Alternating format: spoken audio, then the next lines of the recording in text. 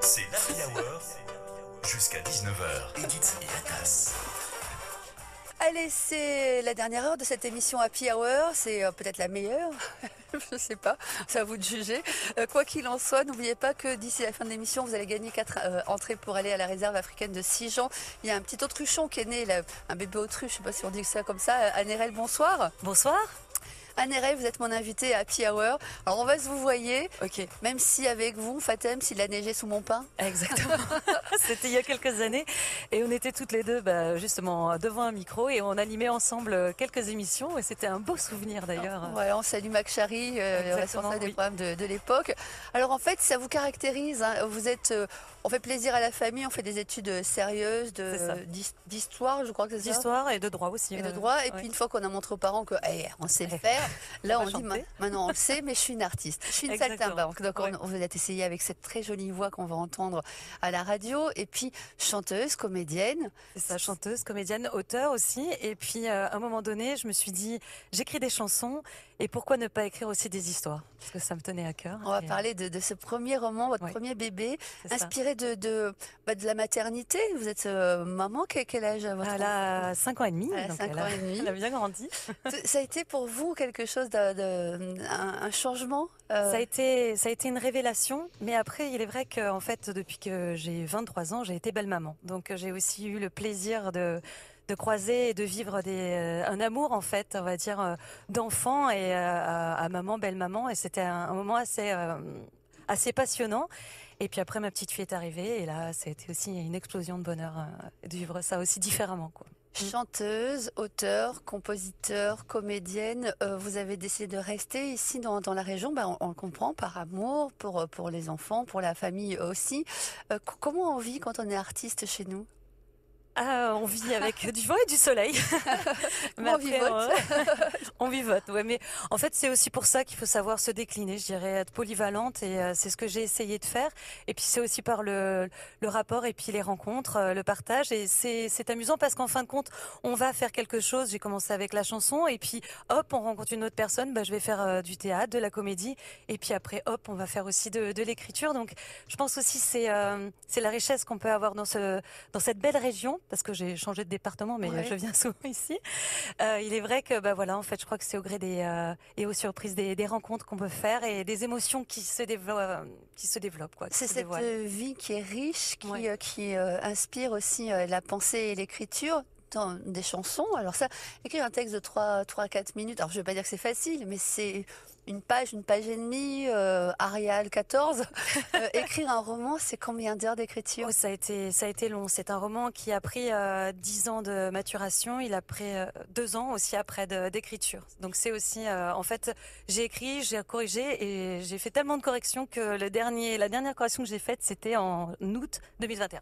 Voilà, alors... Je suis en train de réaliser que d'habitude, je dis bonjour à mon invité, il y a un disque et ensuite on commence l'interview. Et là, c'est parti tout naturellement comme à la maison. Donc je vais dire à Louis de bien récupérer cette partie-là parce que c'était du coup la première partie de mon interview d'Anne-Hérelle Thor. Elle est chanteuse, elle est comédienne, elle est artiste. Et c'est mon invité Happy Hour. On se retrouve juste après Patrick Fiori, Anne-Hérelle. France Bleu Roussillon, Happy Hour jusqu'à 19h. C'est l'Happy Hour. Et Anne-Hérelle Thor, mon invité Happy Hour ce soir. Anne-Hérelle, on vous a entendu chanter dans le département, dans quel groupe ?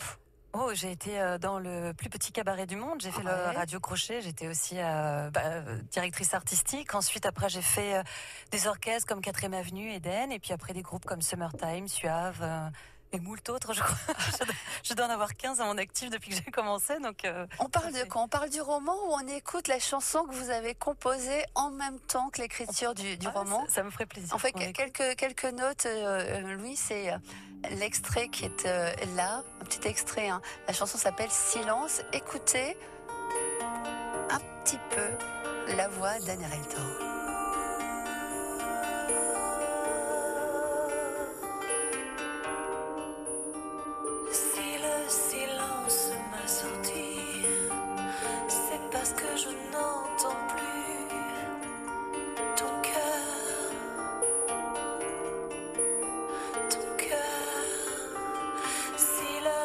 M'envahit, c'est que ton absence plaît.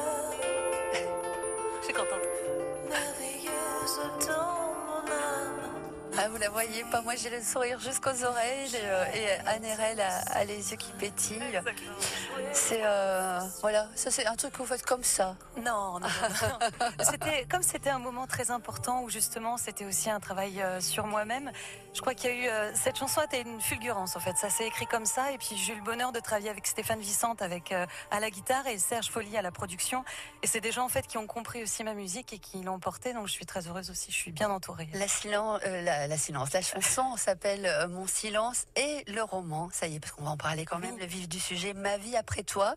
Vous avez écrit ce roman. Vous l'avez envoyé dans une maison d'édition, une maison d'édition coopérative. Voilà, collaborative. C'est-à-dire en fait voilà, la maison d'édition va nous accompagner dans toute, je dirais, justement l'édition, la correction, la création de la maquette, ce genre de choses.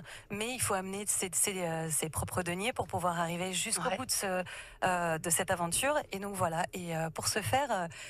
C'était un peu compliqué pour moi. Je me suis dit, mais je voulais aller jusqu'au bout de ce projet. Pour moi, c'était vraiment très, très important. Donc, je me suis mis sur Ulule, qui est donc une plateforme de crowdfunding. Oui, où on peut aller déposer entre 1, 5, 10... Et moult autres euros. Et ça va permettre à ce livre, à cet enfant de naître. Exactement. Et j'ai beaucoup de chance parce que dans un premier temps, j'ai été très accompagnée par ma famille, des proches et puis des gens aussi que je ne connais pas qui ont participé à ce projet. C'est assez surprenant. Enfin, j'ai eu de belles surprises. Et voilà, c'est un peu un deuxième accouchement. Oui, c'est ça. Il participe peut-être aussi parce que l'histoire est belle. Ma vie après toi, ça raconte l'histoire de Charlotte. Oui, c'est ça, de la maternité. Exactement. En fait, dans un premier temps, c'est une jeune femme qui s'attend pas à devenir maman et qui justement rencontre toutes ses joies et puis ses difficultés. Et puis cette maternité, parfois, elle n'est pas en nous. Mais je veux dire, voilà, on peut être aussi belle-mère et puis être extrêmement impliquée dans l'éducation des enfants, dans les voir grandir et d'être heureuse aussi d'être avec eux. Et puis voilà, c'est un peu toutes ces thématiques dont je voulais parler parce que il est vrai que je trouve que la place de la belle-mère ou du beau-père n'est pas forcément comprise ni évidente à vivre en cas de rupture ou même quand on continue à vivre. Pour les enfants qui découvrent une deuxième maman, ou une deuxième maman qui n'est pas forcément une maman parce qu'il ne faut pas prendre la place de la vraie maman. Ouais, trouver sa place, c'est compliqué dans ces familles recomposées. C'est compliqué, mais d'un autre côté, je dirais que ça se fait aussi très très facilement. Et je crois que les enfants aussi pour ça donne une chance en fait énorme et puis je crois que en fait c'était voilà on apprend à se connaître vraiment autant les enfants que la maman ou le beau maman la belle maman j'y arrive le beau papa et voilà en fait c'est une question de confiance je pense aussi à un moment donné. Est-ce que dans le roman la belle maman devient maman et du coup elle connaît et là je mets les guillemets qui ne se voient pas en radio mais une vraie maternité c'est-à-dire qu'elle devient une vraie maman qui va être responsable maintenant de son bébé qu'elle a porté. Ça doit être quelque chose aussi difficile à appréhender pour la maman, pour les beaux enfants. C'est vrai. Et puis c'est vrai que moi je vois quand même après voilà que ce qui est très beau dans une famille, c'est que il n'y a pas forcément des demi ou on n'est pas forcément de la même famille, je dirais nucléaire, comme comme je le dis souvent. Mais non, en fin de compte, après, il y a des frères qui sont frères et sœurs, des sœurs qui sont sœurs, et la question ne se pose même pas parce que voilà, ce qui est généré, c'est surtout de l'amour. Et ce que je voulais raconter dans ce livre, c'était surtout en fait cet amour qui est diffus, qu'il faut prendre et qu'il faut aussi travailler. Et puis il faut le laisser aller parce que je pense que voilà, il y a de ça aussi. Bon, ça y est, j'ai retenu mes mots jusqu'à la dernière minute, mais on est très fiers de vous. On vous a vu il y a quelques années, passer par la radio, toucher des métiers différents. Et là, c'est une femme maintenant qui a passé la porte du studio. Un écrivain, un auteur, c'est Anne-Erel Thor. Le livre s'appelle Ma vie après toi. Alors, vous allez aller sur Ulule pour le crowdfunding, j'aime bien français. Mais comme vous êtes quelqu'un de bien, on dit ils vont m'aider à accoucher de ce bébé-là et moi en contrepartie je leur fais une chanson et une vidéo. Et aussi le livre dédicacé. Et le livre, évidemment, bien sûr. C'est le livre, ils peuvent le lire aussi. Oui, tout à fait. Et justement, cette chanson qu'on a pu entendre, ça me fait aussi plaisir de la partager et que les gens rentrent aussi dans mon univers musical parce qu'en fait, tous mes univers artistiques s'embriquent, s'entrelacent les uns avec les autres. Ma vie après toi, aux éditions Les Trois Colombes, si vous voulez. Trois colonnes, ouais.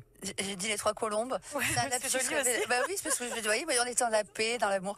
Les Trois Colonnes, si vous voulez voir ce livre paraître, moi j'en ai très très envie. Si vous avez envie de le recevoir dédicacé à la maison, je pense que vous en avez très très envie. Il faut aller sur Ulule, le crowdfunding. Comment ça se passe? On tape Ma vie après toi? Voilà, ouais, c'est www.ulule.ma-vie-6 après. Du 6 toi. Ouais. Voilà. Après, je pense que si on met le titre directement, je pense qu'on va tomber dessus. Oui, c'est ça. Voilà. Et puis Ulule, Ma vie après toi. Voilà. Et je pense qu'on y arrive. Et ça marche. Anne-Irène, j'ai pris beaucoup de plaisir à vous recevoir dans les Merci Feux de beaucoup, France Edith. de Roussillon. Je vous le... je sais pas, quand j'ai commencé la radio, on n'avait pas le droit de le dire, mais maintenant tous les artistes le disent. Alors, MERDE. Allez. Je l'ai dit à moitié, on répond pas là-dessus. Ok, je prends. Et puis, merci beaucoup, voilà. Merci de m'avoir reçu. De ces retrouvailles. C'est ça. Ma vie après toi, aux éditions Les Trois Colonnes. Les Trois Colonnes. Les Trois Colonnes, ouais. Bientôt. Qui devrait donc sortir au mieux fin décembre et sinon en janvier 2022. Voilà. Il manque beaucoup de pépettes. Un peu. Un petit peu, mais ça va quand même. Il sortira.